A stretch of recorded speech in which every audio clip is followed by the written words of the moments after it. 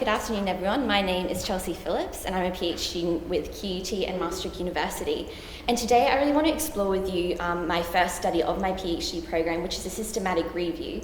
No one really wants to listen to a systematic review in its entirety, so this is a portion of it.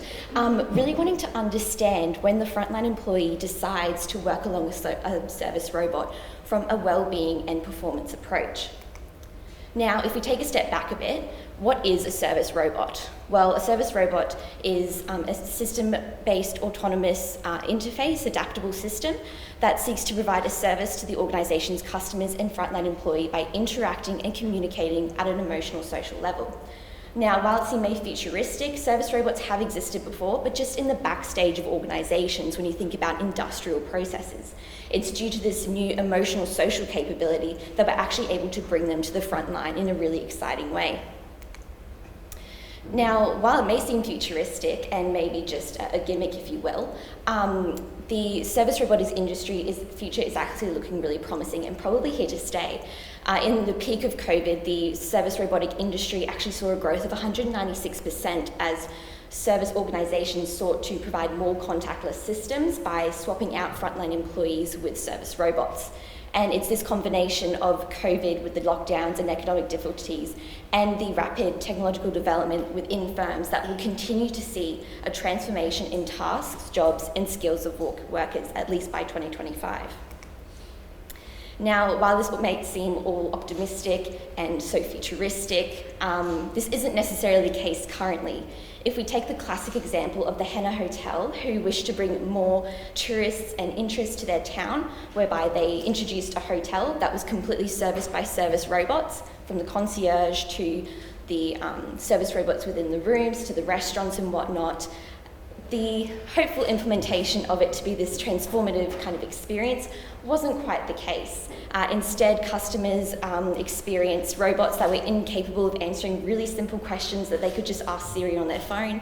And also some guests were awoken at night as the robot had mistaken snoring for asking a question. A little bit rude. So what we're seeing is that optimistic implementations of service robots are actually having to see practitioners re-employ frontline employees, as was the case of Henna Hotel, where they fired half of their robotic workforce, due to this high prevalence of service robot failures.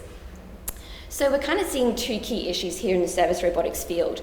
We're seeing there's discrepancies between service robot capabilities and actual service robot constraints. That is, secondly, leading to an increased burden on frontline employees as they now have to look after robots, but also mitigate these tensions with the customers and on behalf of the organisation. So when we reflect on the literature and see what's happening in this space, in regards to the integration of service robots into service environments, we're seeing a role approach where we're seeing academics looking at enabler, innovator, coordinator integrations of service robot, these kind of very vague and nebulous definitions. But we're also seeing some academics looking at the capabilities and constraints of service robots, being that there's mechanical thinking, AI thinking. However, this is very high level, and there's a lack of understanding as to how service robots could be integrated based on their capabilities and constraints, not social expectations of their roles. Additionally, when we look at potential tensions within the service triad due to these service failures, the literature really focuses on either acceptance or rejection, not too much in between.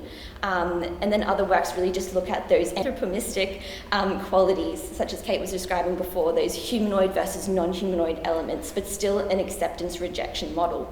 Therefore, there is lack of understanding as to the tensions a service robot may bring to the service triads, that relationship between the customer, the frontline employee, and the organisation. So these kind of thoughts fueled my systematic literature review. In particular, I wanted to understand how the capabilities and constraints in job performance distributed between service robots and frontline employees in service delivery, but also I wanted to understand how frontline employee wellbeing is affected when robots are present in the service environments to kind of understand those potential tensions.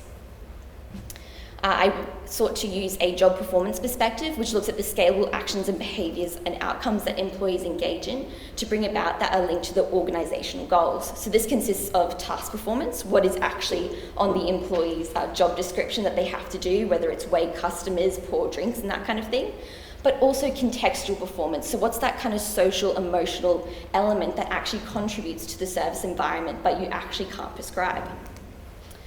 Additionally, I took a well-being approach to understand these tensions within the service triad overall, consisting of purpose, social, financial, community, and physical components.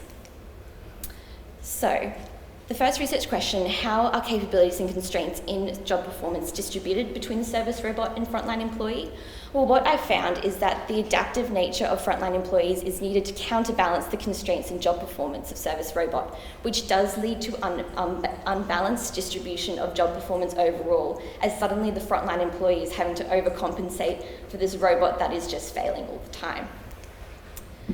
In particular, it was the frontline employees' transferable task performance skills that was able to mitigate these shortfalls in service delivery.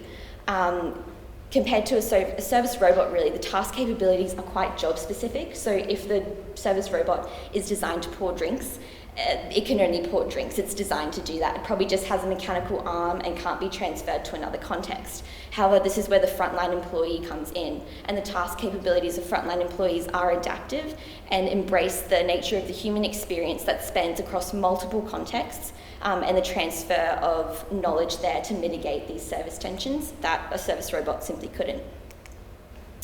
It was also found that frontline employees provide irreplaceable social, emotional, contextual performance for service delivery. So definitely the conceptual works tend to overinflate the emotional, social capabilities of service robots, which, I think is no surprise there. Marketers definitely have an optimistic view of technology, and this does reflect a lack of technical knowledge within the services marketing field, so it's probably worth some more interdisciplinary collaboration there to realise their capabilities. And also, service robots are required in a blended augmentation and substitution integration for effective service delivery. So a lot of the literature does focus on two kinds of implementation. Either it's augmentative, so it's kind of a co-delivery model with the frontline employee, or it's completely substitutive, like frontline employees will lose their jobs, they're out of the industry. However, upon review of the literature, this really isn't the case. It's not so much black and white, it's very much a combined approach there. Because the reality is that tasks can be substituted, but not necessarily the bundles of tasks that make up jobs. And so the kind of approach for wanting service robots in a more substitution context is a long-term goal at this stage. Now, in relation to the second research question, how is frontline employee wellbeing affected? I go a bit more high level as to the overall systematic literature review, which sought to understand the wellbeing in the whole service triad via the robotic service trilemma, and I'll just focus on the frontline employee, customer, and service robot relationship there. However, we found that a service robot can facilitate what we've termed an intrusion impact on wellbeing to the relationship between the customer and frontline employee, as it disrupts the didactic dynamic of human connection that is akin to standard service delivery. So in particular, it impacts the frontline employee's social and purpose wellbeing. Now, this impact on social well-being is particularly due to the fact that there is ambiguous liability if a service robot fails. Yes, by definition, robots are autonomous, but what happens when they fail? It gets blamed on the frontline employee. And suddenly there's this load there, and this actually does jeopardize the withstanding relationship between the customer and the frontline employee. What's interesting for the frontline employee is this interconnected nature, though, of social and purpose well-being, so their meaning behind their career, which is akin to tourism and hospitality context, where there is some motivation for interacting with customers and developing meaningful connections when pursuing this kind of career. Therefore, this interconnected nature means that when you reduce the social component of the frontline employee's role through service robots, you reduce the frequency that they're able to interact with customers, therefore they lose a bit of purpose. So as a result, frontline employees can experience fear of degradation in front of the customer, the need to feel superior to the service robot to maintain their relevance, but also a loss of autonomy when working with a service robot. As such, at a high level, we recommend that extensive service scripts are produced for both service robots and frontline employees to mitigate the liability, that we ensure meaningful moments of human connection are maintained, and that moments of collaboration, substitution, and correction for frontline employees are made clear during service delivery. Thank you.